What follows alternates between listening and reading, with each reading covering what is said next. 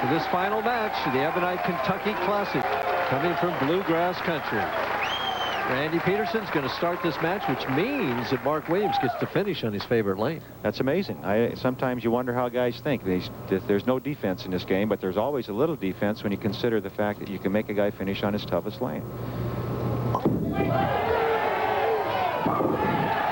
Well, Randy comes out firing. Don't forget now, there's how much money for a 300 game here? $25,000. Not too bad.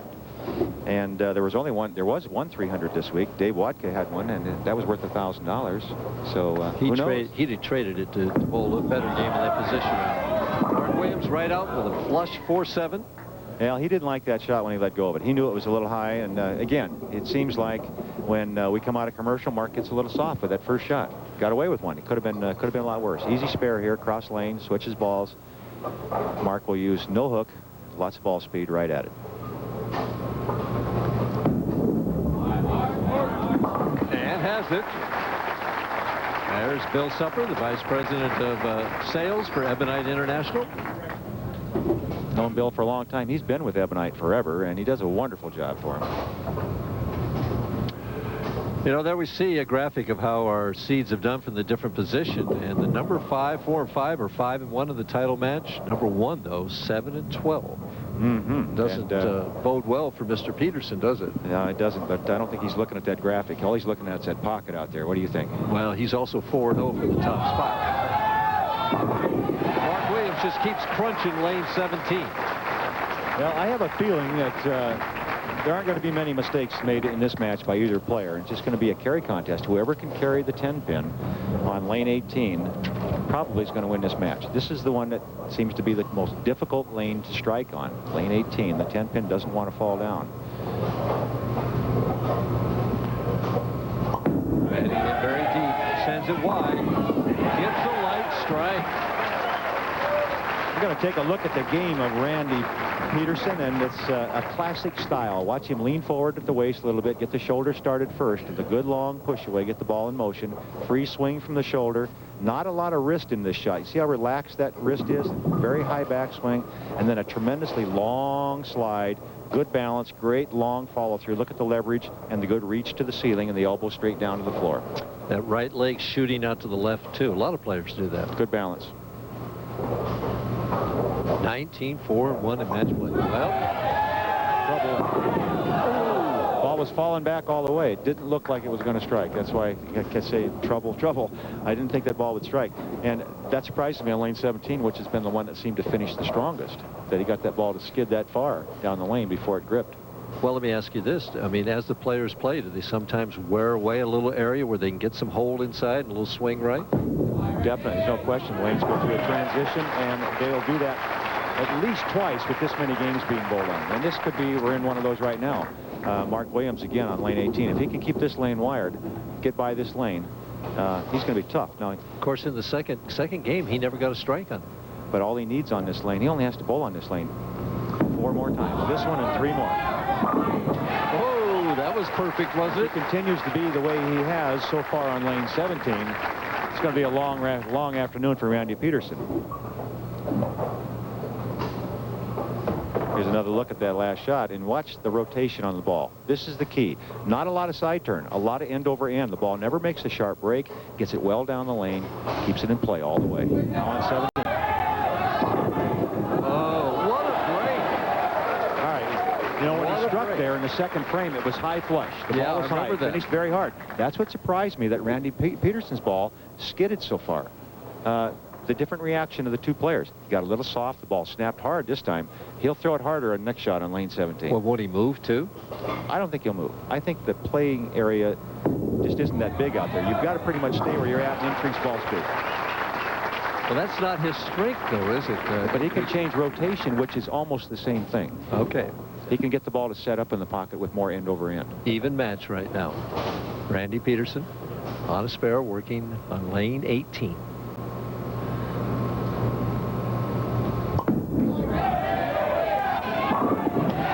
Both wired, Earl. It's going to come down to who can perform and who can carry.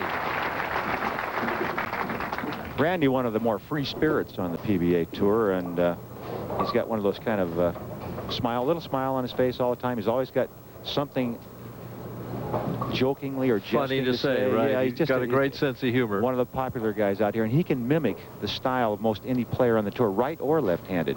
And he'll just go up there and throw the ball, and he'll say, well, that's John Mazza, or whatever. Carried lane 17 that time.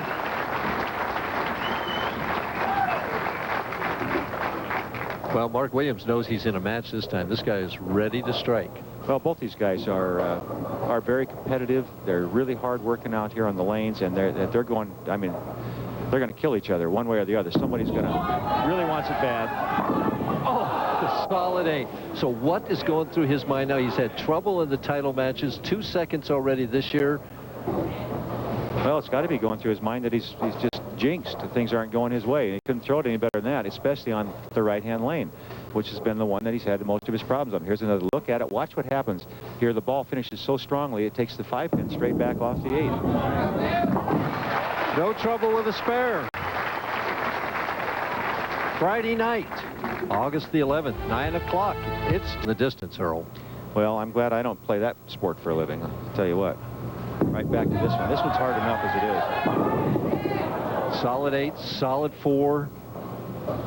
I think he's got to move a little left on that lane. Well, talking about it again, we knew both players were going to hit the pocket. Just a matter of who could carry the corners. And Mark Williams is the guy that's having the problem not striking right now. It can turn around.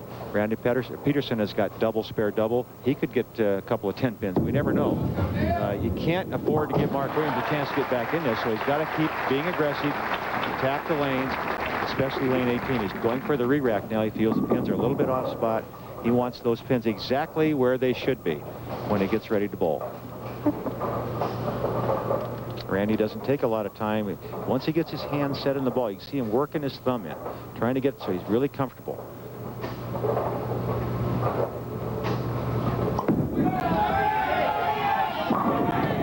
A solid 10. Boy, it's the old equalizer out there, isn't it? And lane 18 especially. That's what we expected when we watched this match get started. Both players able to hit the pocket, just a matter of who carries the corners.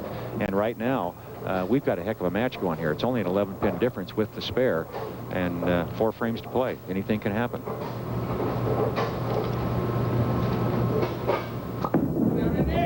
Cross lane at the 10-pin has no trouble with it. Talked to Randy earlier about his struggle this year and how long it's been since he won. This is what he had to say. Well, the problem's been, you know, I missed cashing by 1 pin 3 times this year. I've been alternate a couple of times. You know, it's just a break here, a break there, you know, means the difference between not cashing and making the finals. I felt like I've been pretty close all year, but just, you know, I haven't really had a lot of things go my way until this week. It just seemed like everything went my way, and hopefully it'll continue tonight. Well, it has continued through 6.5 frames. He's leading right now by 11 pins. Mark Williams, an opportunity to get back into it. Biggest shot of the game of this match for Mark Williams. He needs this one really bad. Oh, another solid 10. So he goes 8-4 to 10. And he's saying to himself, why now? I carried everything the last game. As we saw that little graphic that he was, what did it say? Won 8 bowling trophies, and he was only 4 years old in 1965, the last time the tour was in Louisville. Well, this guy is kind of snake bit. It just seems that way to me. And Mark Williams is about as nice a guy as you can find out there, too. He and both Randy Pedersen are both super guys, both very talented players, and this is a great match. But again, it's just who carries corner pins. Mark Williams just hasn't had that thing going for him. As you mentioned in the championship matches, he's just hasn't worked for him. 4 spares in a row, all 9s. You can't get a double if you don't get the first one. He's running out of frames. And another solid 10. Wow. I'll tell you, you know, the tip was about self-talk earlier tonight. I wonder what's going through his mind right now. It's hard to remain positive when these things are happening to you right now. All you can do, I know what I used to do, and I'm sure most of the players do, is you never give up. You go out there, you make the spare, and in your mind you're looking at, I can still shoot 225. It's not over yet. Anything can happen. No, Randy Pedersen can leave another solid 10, and he's only going at a 218 pace, so this match is a long ways from over. What neither player can afford to do is make the big mistake, the kind that costs you an open frame.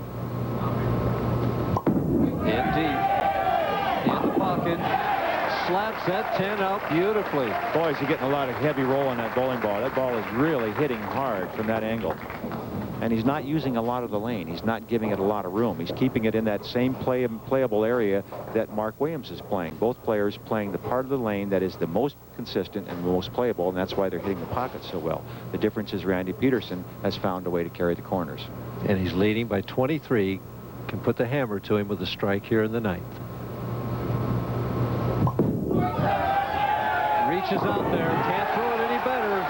He knew it. Well, he likes it, but it's not over. Mark Williams needs 4 strikes to make Randy Pedersen mark in the 10th. Here's another look at that shot when the ball's almost to the pocket area. You can see that very heavy roll, no deflection at all. The ball taking all 10 pins into the pin. His reaction. That has to hurry. A little bit too wide, hit that out of bounds, leaves the 2-8, and Randy Pedersen is going to be 5-0 from the top spot. Mark Williams is going to have his 3rd second place finish this year.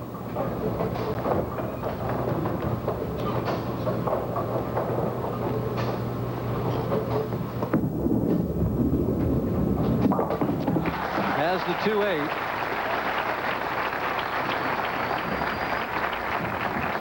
Randy looking up and adding the score up.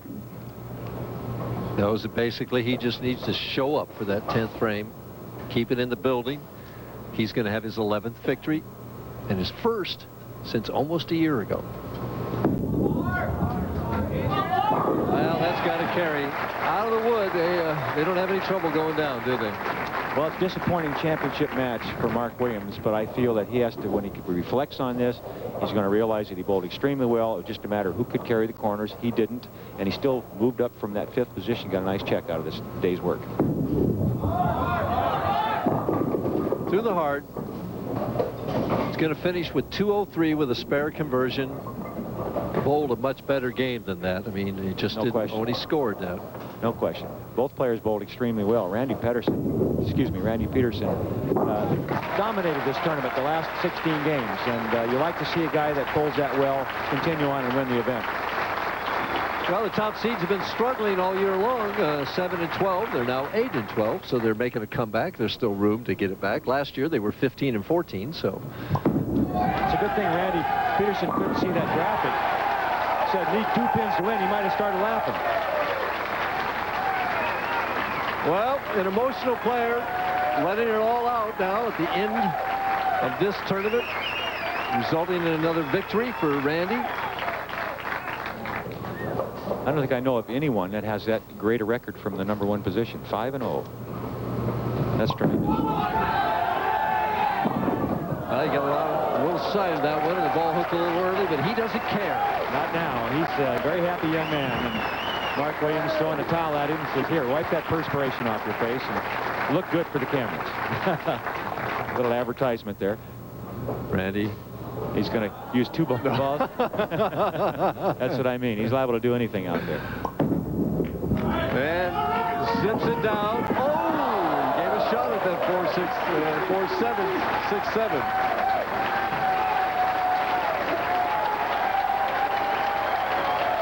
Standing ovation. The trophy, the winner, the EBONITE-Kentucky Classic.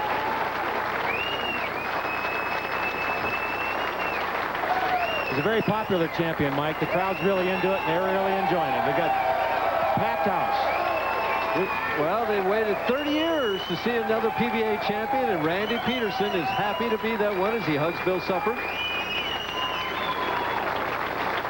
Well, before we take a little break, we're going to... There's your champion! Hey!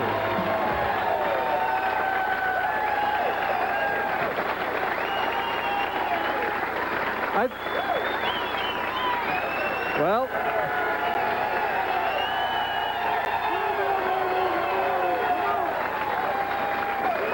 .244, .203. I think they like you here, Randy. Well, I sure like them here. They're great. The crowd's been great all week long, and I can't wait to come back here. The people just make you feel so good, and I kind of rode that to victory today. Good people here, Mike.